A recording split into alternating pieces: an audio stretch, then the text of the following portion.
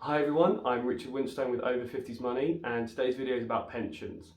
I'm here with James Lewetchford from 77 Wealth Management, who's going to be answering some of the more common questions we get regarding state pensions, private pensions, and how you can manage those to best suit your retirement. Right, good morning, Richard. It's good to have you along to the offices here. Obviously, good to see you. Yeah, good morning, James. Thank you for having me. You've got a beautiful office location, and thank you for hosting the recording of the interview today, and for taking time out of your schedule to do the interview. Absolutely fine. Looking forward to it. Good, thank you. Right, shall we just jump straight in with the first question? Absolutely, far away. Cool. Well, the most common one we get from people about pensions is usually regarding state pensions.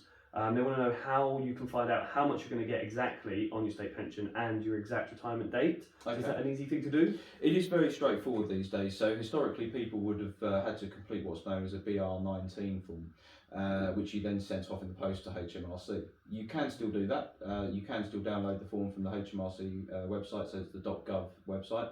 Alternatively, and the method that most people use these days is they'll actually visit the .gov website, and on there you can actually go in search for what is my state pension age or how much state pension will I receive, and it will take you through to the correct page. There's some very simple questions on there, and then once you submit that, it will then come back to you and answer both of those questions for you. Both of the questions? Both of those, yeah. Okay, that's fantastic. That seems easy enough. It is very, very straightforward.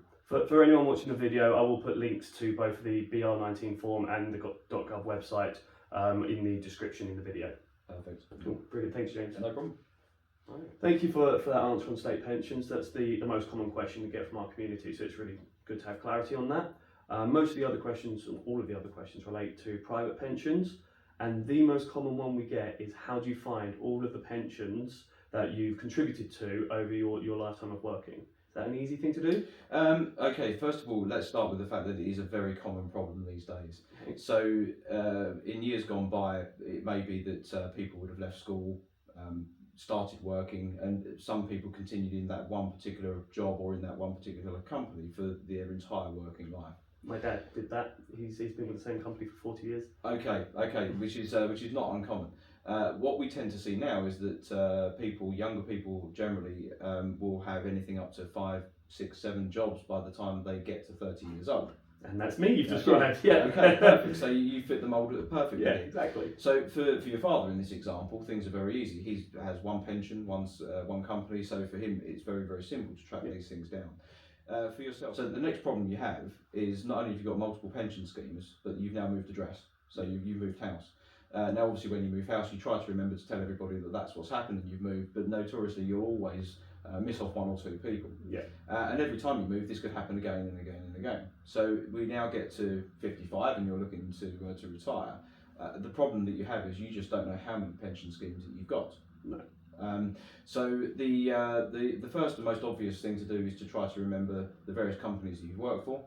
You could contact their HR departments directly. And hopefully they would have some record. Yeah. Also, you should also receive, if you remember to change the address, you should also receive an annual statement from most people. What I tend to advise people to do these days is, if there is an online service, is to use the online service. Okay. Because that way it doesn't matter if you forget to change address. There is also, however, a pension tracking service on the .gov website. Okay. And there is, you will need to know the answers to a number of questions: the company that you worked for, how long you worked there, when you started, when you stopped. But if you can find that information, then a lot of the time that is also a useful service. So this is a free service on the .gov website. Okay, cool. That will help you track them down. Yeah, again, I'll put the links in the description, and just as a coverall, all of the links from any of the questions will be in the description of this video. Okay, so that's really useful. So it's just another website, another page on the .gov website. Absolutely. That you answer some questions to, or you call up the HR department. So I guess you can just call a friend, right? All you need is the pension advisors, the pension provider's name, and then you can call them to find your actual pension. That's another option if the company is no longer operating, for instance, and so there is no HR department to contact. If you know the actual pension provider, the administrator of the pension, then absolutely you could contact them. Right. Okay. So I've tracked down all my pensions now. The next step, I guess, is should I consolidate them all? Does it make sense to put them all into one pot, or should I keep them into their various different providers? Yeah, a really good question. Again, one we get asked all of the time. There are a few difficulties with consolidating pensions, or a few things you should be very, very wary of or mindful of. A lot of older pension schemes will often have benefits hidden within them. So these could be benefits such as guaranteed minimum pensions, guaranteed annuity rates, protected tax-free cash, for example. And the problem with that is if you transfer those pensions from the provider they're currently with that are offering the guarantees, when you move it to a new provider, you are likely to lose the benefits that you've accrued behind the scenes. Yeah, that makes sense. So you'll lose those benefits. So in one hand, be very, very careful, very mindful of doing that. In the other hand, it actually makes things a lot easier when you get to retirement if you have consolidated the pensions. Okay, so less to track. Yeah, much less to track. Obviously, I don't want to go into the detail of how to take benefits in retirement right now, but if you've got all of the pensions in one place and you're withdrawing money out through one of the various forms that you can, it's much easier to deal with that if you're dealing with one provider rather than 6, 7, 8, 9, 10 providers. Okay, that makes sense. So if I was thinking of consolidating, how would I find out about all these various benefits that might or might not be there? Should I be looking into it myself, or is there a service? So you can look into it yourself. You can contact all of the various pension providers. You could gather up all the information, and you could do the research yourself. It's a lot of work, and obviously to the untrained eye, it's very, very easy to miss things if you're not careful. Okay. What I would always suggest is if you have a financial advisor, then speak to them about it. If you don't, then ask friends, family, to if they've got anybody that they use, they can help you. We do an awful lot of this. We will often work with our clients. We will generate letters of authorities, which gives us the authority to approach the pension providers on their behalf. We will then gather up all of the information and do the research for them, and really go back to them with a report to say, okay, these are your pension schemes, these are the benefits you've got. You don't want to lose these benefits. And quite often what may happen if you have 10 pension schemes is that 2 or 3 may have benefits that we suggest that you leave where they are. And then we could have 7 that have no additional benefits, and with that 7, then you could consolidate them into one scheme. Okay, that makes sense. And you tell them which you do the summary, which makes it simple for the person to understand. Right, those are the good pensions. Those are the ones that are fine to consolidate, and it simplifies the whole process. Indeed, yeah. Okay, that makes sense. That sounds easy enough to do. It means it sounds a lot less complicated than me personally sitting down and working through the pension documents for the 4 pensions I already know I've paid into in my life. The biggest problem with it is you don't know what you don't know. Yeah. And so you can be reading through all of the pension literature, but you may not really know what it is you're looking out for, or what some of these guarantees mean. Yeah.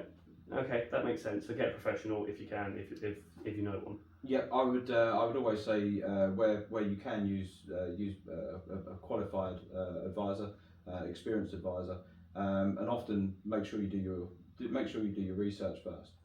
Okay, thank you for asking the question about consolidating pensions. Once I've got them all where I want them, there's some confusion around whether or not people should be taking pensions early. I understand there were some rule changes back in the mid-2015, 2016, somewhere around there, about pension flexibilities, and that it could be easier to get your money out early, and some of it might be tax-free. Is that something people should be looking to do? Is that beneficial, or is it only under certain circumstances? Okay, I think there's a difference here between should I take my pensions early, can I take my pensions early, and do I need to take my pensions early? Third one's the important one. The third one being the important one. So you're absolutely correct. In 2015, a lot of the rules that surround pensions changed, and it made it a lot easier for people to access their pension plans at age 55. Okay. The bigger question here, though, is should you? So it is very tempting for somebody who perhaps gets to 55 knowing full well they've got their pension arrangements in place that they can now access. And it could be that we see people quite a lot that may want to use pensions to pay off a mortgage, buy a new car, go on a family holiday, all of these, enjoy life a bit, all of these sorts of things. But these are all people that tend to still be working at the age of 55. Okay. So the first problem with accessing your pensions early whilst you're still working is it will generate an unwanted or an unnecessary tax liability. So you mentioned tax-free cash earlier on. Yeah. Absolutely, you're right. So where most pension plans are concerned, there is a 25% tax-free cash available to you. Okay, at 55. At age 55. So 25% of the pension plan can be taken tax-free in a lump sum. Anything you withdraw from the pension fund thereafter is going to pay tax at your highest marginal rate in that one tax year. Okay. So if you can imagine, we've got somebody who is still working, they want to access their pension fund, they can take 25% of it tax-free, but they withdraw further funds over and above the 25% tax-free cash. That would be deemed as income in that tax year, and so they're going to pay tax on that at their highest marginal rate at that moment in time. Okay, and just so I'm clear in my understanding, that 25% tax-free, that's over the lifetime of that pension. It's the total amount you could take ever, not just every year you take 25% tax-free. Absolutely, that's right. Okay, cool. Just to be clear on that. Yeah, but it's known as crystallising your pension scheme. Okay. So at the moment you crystallise your pension scheme, you take your tax-free cash. You can take 25% of whatever the pot is at that moment in time. So it kind of makes sense to let the pot build more and more and more, because then you're going to get more tax-free later on. Absolutely, that's obviously the hope. The second and potentially the bigger problem here though is if we get tempted to access our pension funds early when we don't necessarily need to, i.e. we're still working, we haven't actually retired, all that we're doing is we're reducing the pot of money that is there to actually look after us in our later life. Yeah, kind of defeats the point of the pension you've been paying into for the whole life. It can do indeed, and so what we often tell people is, we don't want you to outlive your wealth. It can become very uncomfortable. Yeah. So we want to make sure that we preserve the pension fund so it is there to do the job it's meant to, which is look after you in your retirement, and hopefully you can live a long and happy life. Okay, so I guess the suggestion here would be always ask your advisor if you're considering it first, but if you can, leave it alone until you actually need it. Absolutely. Okay, that's perfect. Thank you. Always seek advice. Always seek advice. Thank you. All right, thanks for that, Joe. That makes sense. Now I know whether or not to take money early, or more importantly, I should be seeking advice if I am considering it when I get to that point in life. So that makes a lot of sense. Thank you. Picking up on something you said in your last answer, you said you don't want people to outlive their wealth, but if they don't outlive their wealth, then their wealth outlives them. Mm-hmm. So thinking of private pensions that they own, does that not mean there's money left in a pot after they've died? What happens to that money? Can they leave it to someone else? Does it just sit with a pension provider? Yeah. What happens there? Yeah, really good question actually. And so you specifically asked there about personal pensions, also known as money purchase pensions. Yeah. So with a personal pension or money purchase pension, as you rightly said, it is a pot of money. And so if somebody passes away leaving that pot of money, it does need to go somewhere. Okay, so that will be passed on to their family somewhere. Absolutely. What we would always recommend though is that you do complete what's known as a nominations form with the pension provider. Okay, so you can specify who you want it to go to. Absolutely. And if you don't? So if you don't register a nominations form with the pension provider, the pension trustees will gradually work out where the money should go next. Okay. So this could often be your husband, wife. If they've predeceased you, then it could go on to the children if there are any. Often they may look at your will to see who the beneficiaries are and where the money should be going. But ultimately, you may want something different for your pension funds than you have in your will. So it is always worthwhile registering that with the pension provider. Okay, that makes sense. And you said that's for private pensions. Mm-hmm. What about for final salary pensions? Yes, thank you. So final salary pensions are also known as defined benefit schemes. Yes. These are a little bit different because they're not an actual pot of money.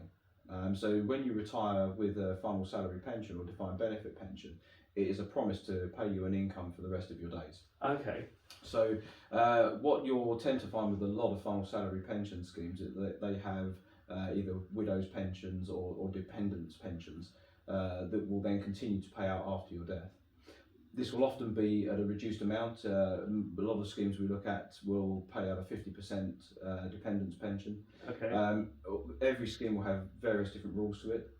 Some of the older schemes will only have ever paid out to a husband or a wife, but I have seen various other things. Okay, that makes sense. And how long does that pay out for after you've died? Is that for a year? Is that for the life of your partner, your dependent? Yeah, so absolutely for the rest of their life also.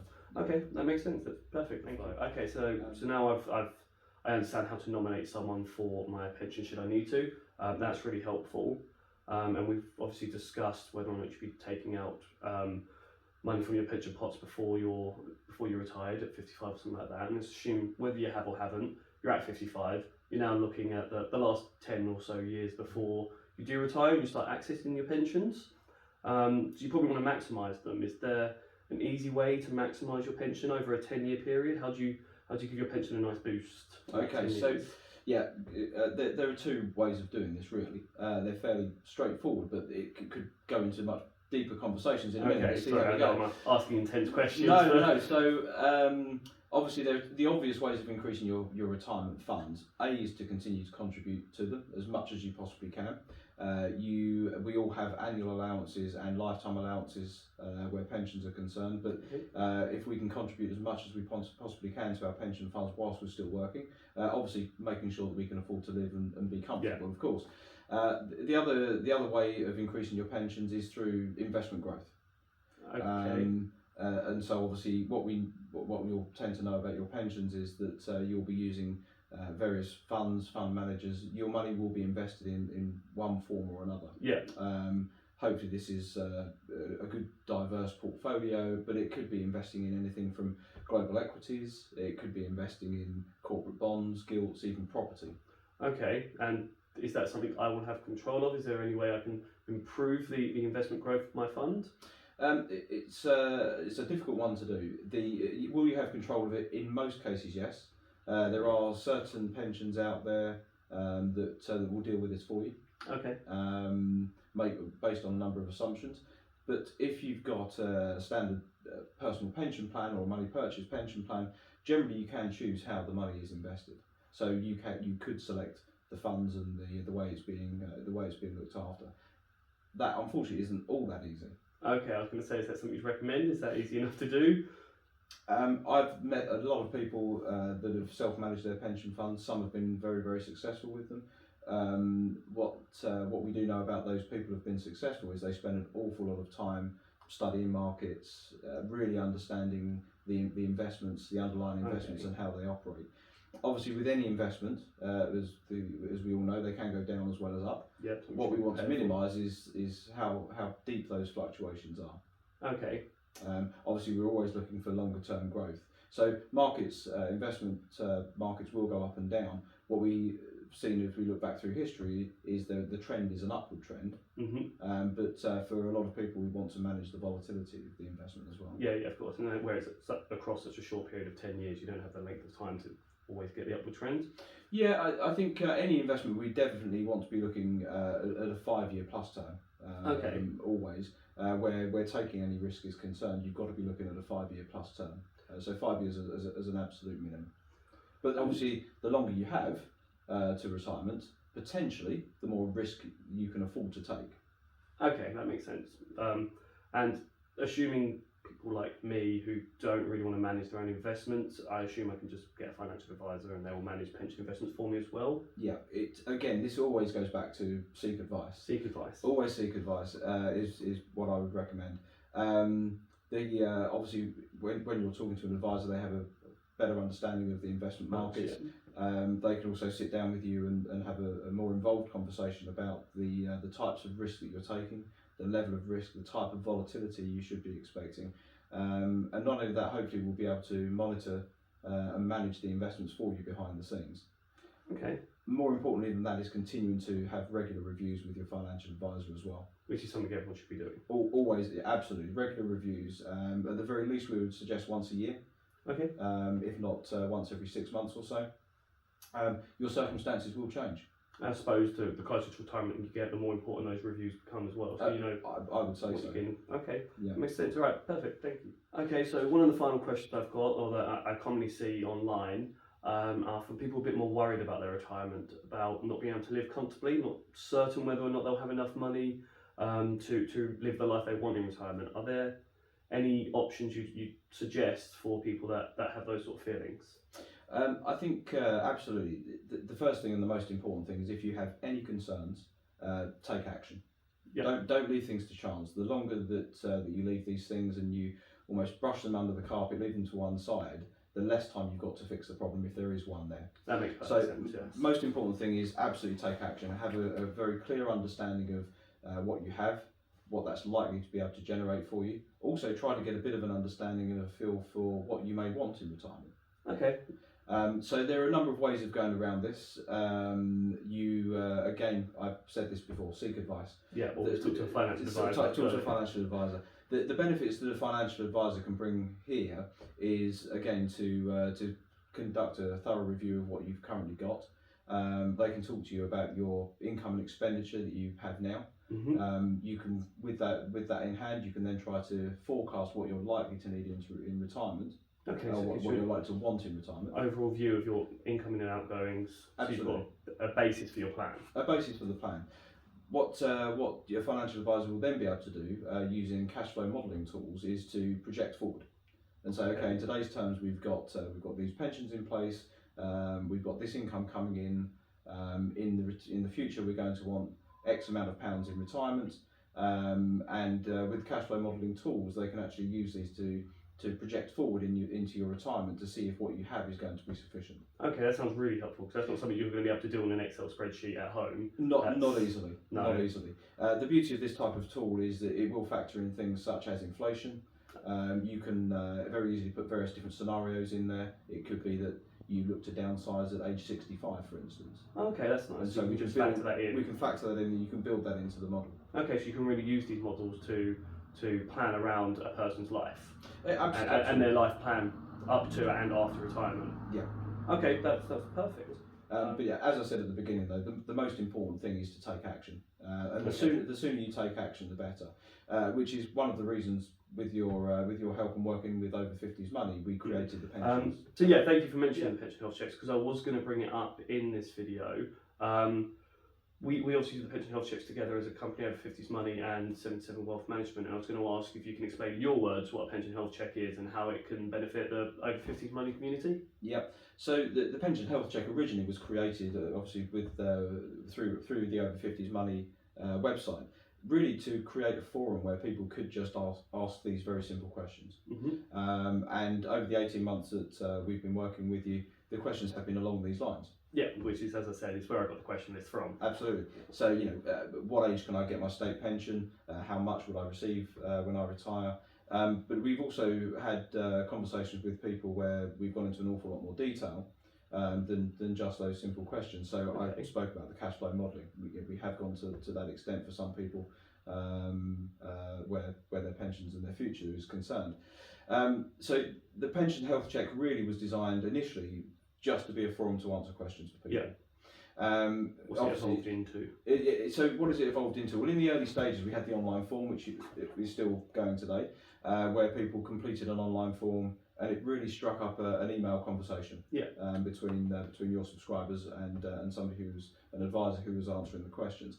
What now has evolved into is we now have the online calendar. Yes.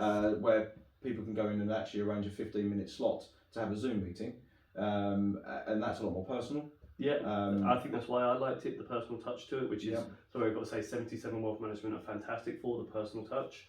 But I still enjoy the form, just in case you're the sort of person that, like me, might just want to type it out and send it and get your answers back rather than just a live chat. Yeah, exactly. What we have noticed is that the live chat, the email conversation has tended to lead into a telephone call, which again, very, very happy for that to be the case. Or it can even turn into a Zoom call later on. To be honest, it doesn't surprise me. As I said, very personal people at 77 Wealth Management make people feel comfortable and they'll want to talk to you. That's the hope. And so, just so people understand, are there any obligations when you're doing pension health check? No, absolutely not. This is something that we work with through yourselves, and really we're just here to give generic guidance. We're not advising officially on anybody's actual circumstances. We're just offering a forum to answer questions that people may struggle to find the answers to anywhere else. Perfect. And that's why we love 77 Wealth Management. Good people just helping. Sorry, thank you for that. I have to give you a little boost there. Thank you. But yeah, thank you for your answers today. That's been really helpful, and hopefully it will cover off a lot of the questions that we're getting through the pension health checks anyway and make people feel a bit more comfortable. For links to the form for starting a pension health check and for the online calendar, just go to the description. I'll be right at the bottom there, and I'll also have a link onto the website so you can read up a little bit more about the process of the pension health check and what you can and can't do. All right, well, thank you again, James, for today. I really appreciate your time. No problem at all. Cheers. Hopefully I'll see you soon. Thank you. Cheers.